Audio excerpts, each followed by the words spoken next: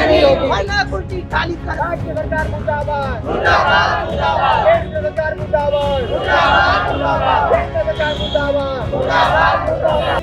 चुनाव आयोग होश में आओ, चुनाव आयोग होश में आओ, होश में आकर बात करो, होश में आकर बात करो। वंचित बहुजन आघाडीच्या जय हो. बटन आपलं, मत कोणाचं, बटन आपलं. मत कोणाचं. जय जय जय जय जय जय भीम जय भीम जय जय जय जय भीम. जय भीम जय भीम. आवाज दो, हमें है, आवाज दो, हमें है. आंदोलन ईवीएम के बारे में, ईवीएम के विरोध में है, क्योंकि सब जनता बोलती है, पूरे देश के नागरिक बोल रहे हैं कि ईवीएम से हमारे मत चोरी हो रही है। अपने नागरिक लोग कितनी बार बोल चुके हैं, लेकिन यहाँ का चुनाव आयोग, देश का चुनाव आयोग ठोस निर्णय नहीं ले रहे हैं। यानी देश के नागरिकों को और नागरिकों के मत को जैसे कूड़ा कचरा समझ रहे हैं।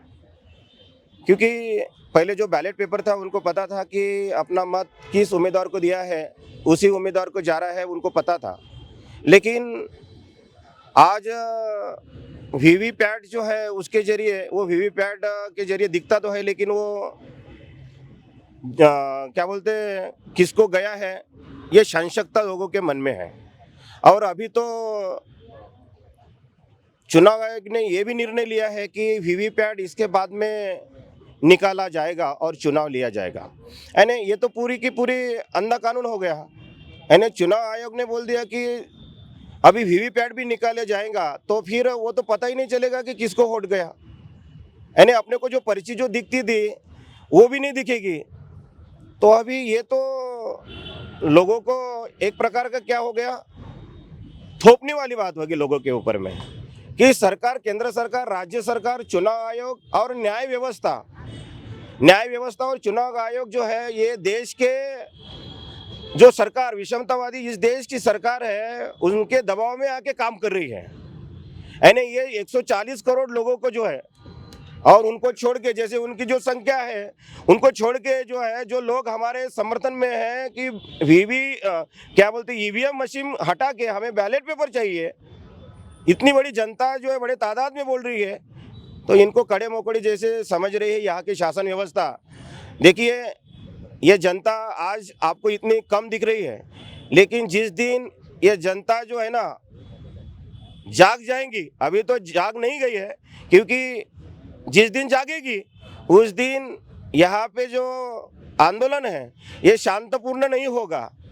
ये आंदोलन इतना तीव्र होगा कि यहाँ पे लोग अपनी जान भी देने के लिए, अपनी जान कुर्बान करने के लिए भी जो आगे पीछे नहीं देखेंगे, क्योंकि आज तो उनके संसार चल रहे हैं। क्योंकि यहाँ की जो शासन व्यवस्था जो चुनकर आ रही है गलत ईवीएम का गलत इस्तेमाल करके, लेकिन कल इन नागरिकों के जो इनके बच्चों को पढ़ा नहीं पाएंगे, क्योंकि इन्होंने स्कूलें बंद की है ईवीएम से गलत शासन में आके, जो है ईवीएम के गलत उपयोग करके जो है ये शासन कर रहे हैं। और इन्होंने जो है महंगाई बढ़ा दी है, बेरोजगारी तैयार की है, भांडवल व्यवस्था लाई है।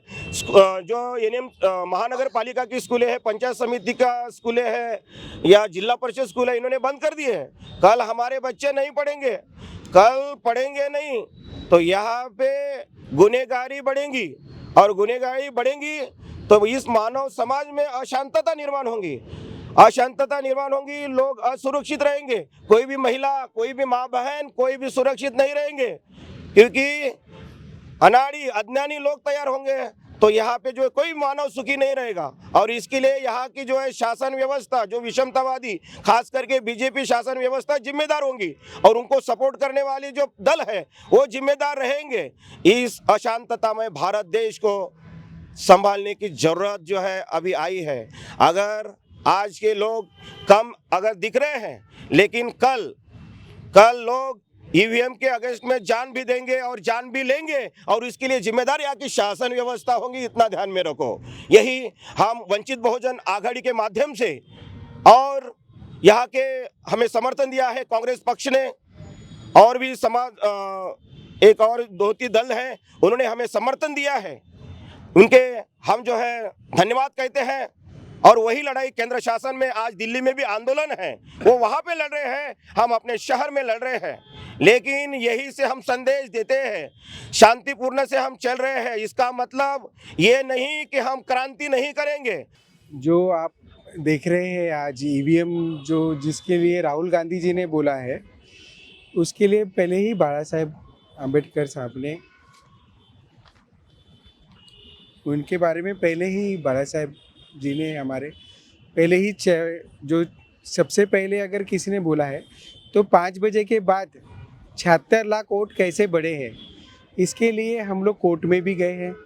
और बाबा साहब की जो अभी तक के आप देखेंगे कि बाबा साहेब ने हर बार जो भी संविधान विरोधी, चाहे जन विरोधी कायदा हो, या फिर आप देखेंगे कि जो 5 बजे के बाद के लिए वोटिंग हुई हो, या फिर बावनकुळे साहब कामठी मतदार संघ से और अपने जो पालक मंत्री है जिनके 44,000 मत बढ़े हुए हैं, जो कि हम देखेंगे कि लोकसभा में जो अपनी 4 महीना पहले लोकसभा हुई और उसके बाद में सिर्फ 4 महीने बाद ही विधानसभा हुई, तो विधानसभा में आप देखेंगे 44,000 मत बढ़ गए हैं। क्या 4 महीने में 44,000 लोक संख्या बढ़ गई है? ये तो कोई पॉसिबिलिटी नहीं है। तो जो हमको जो दिख रहा है कि कहीं तो भी जो घुमाया जा रहा है, लोगों में संभ्रम पैदा किया जा रहा है। आप जब भी देखेंगे कि जो बड़े मुद्दे होते हैं, जब हम किसी के सामने लाने की प्रयास करते हैं, उसके पहले कभी पुलवामा हो जाता है या कहीं पे तो भी हमला हो जाता है। जो देश का डायरेक्शन है, सिर्फ और सिर्फ भाजपा सरकार लोगों को कहीं और डायरेक्शन दे देती है, डाइवर्ट कर देती है, जिसके कारण हम लोग जो है हमारे मुद्दे छोड़ के हम लोग देशभक्ति के तरफ जाते हैं। जो पहलगाम हुआ उसमें भी आप देखेंगे कि लोगों के साथ में ही खेला गया है। वहाँ पे 1 घंटे तक के कोई सैनिक वहाँ पे नहीं पहुँचा। क्या देश की सुरक्षा के ऊपर आपको लगता नहीं है कि देश की सुरक्षा में कुछ भी इनकी दावेदारी नहीं है? केंद्र सरकार इसके लिए कोई जिम्मेदार नहीं है क्या? जिस तरीके से राहुल गांधी जी ने बोला कि एक ही घर में 70 लोग एक ही घर में रहते हैं क्या? जैसे 40 लोग आप देखेंगे कि 40 लोगों के बारे में बोला गया है कि 40 के सरनेम एक है, 40 लोगों का नाम एक है, उनके पिताजी क्या एक ही है क्या? एक 10 बाय 10 के रूम में बिहार का एक उन्होंने एक एग्जाम्पल दिया हुआ है। यूट्यूब पे आप देखेंगे तो आपको पता चलेगा कि 10 बाय 10 के घर में 70 लोगों को उन लोगों ने दिखाया है। तो ईवीएम का घोटाला जो सदियों से, अभी आप देखेंगे कि 2014 में जो इलेक्शन हुआ, 2019 में जो इलेक्शन हुआ और जो अभी इलेक्शन हुआ, तो ये अभी ही नहीं हो रहा है। उन्होंने पहले गुजरात में रोल मॉडल उन्होंने तैयार किया, वहाँ पे गुजरात में मोदी सरकार ने उसके ऊपर पूरा एग्जाम्पल किया। वहाँ पे जो ईवीएम आए हैं वो आप देखेंगे तो वो पूरा का पूरा ईवीएम की जो खरीदारी है वो अमित शाह जी के द्वारा हुई है। और जो अमित शाह ने अपने जो माननीय है अभी गृह मंत्री, उन्होंने पहले वहाँ पे पूरा एग्जाम्पल किया। उन्होंने 10 साल तक के सरकार केंद्र सरकार में चलाए, माने वहाँ पे जो वहाँ की गुजरात सरकार है वो वहाँ पे पूरा उन्होंने कैसे क्या अपन कर सकते हैं, ईवीएम में क्या क्या बदल कर सकते हैं, वहाँ पे पूरा ट्रायल हुआ गया और ईवीएम पूरे भारत में फिर लागू किया गया। और आप देख रहे हैं कि ईवीएम के हालत के कारण हमें जो आज मिला हुआ है, जो लोग मिले हुए हैं, जो सत्ता में आए हुए हैं, वो 50% फर्जी लोग हैं। ये लोगों के ऊपर कार्रवाई होना चाहिए और ये सरकार ही बर्खास्त होनी चाहिए। इसके ऊपर जल्द से जल्द ईवीएम जो है वो बैलेट पेपर पे आना चाहिए। हमारी स्थानीय स्वराज्य जो अभी इलेक्शन होने वाले हैं, उसका भी स्थानिक संस्था के जो इलेक्शन होने वाले हैं, महानगर पालिका के जो इलेक्शन होने वाले हैं, वो बैलेट पेपर पे होना चाहिए। उनका कहना है कि इलेक्शन कमीशन का कहना ये है कि वहाँ बहुत सारे लोग लगते हैं, तो हमारी जनसंख्या भी बहुत सारी है। इलेक्शन कमीशन क्यों ये भूल रहा है कि आज हमारी जनसंख्या कम नहीं है, तो रोजगार वहाँ पे भी अपन दे सकते हैं। ईवीएम में लाके वहाँ पे भी रोजगार छीना जा रहा है। तो ये हमारा मुद्दा है कि ईवीएम हटाओ, देश बचाओ।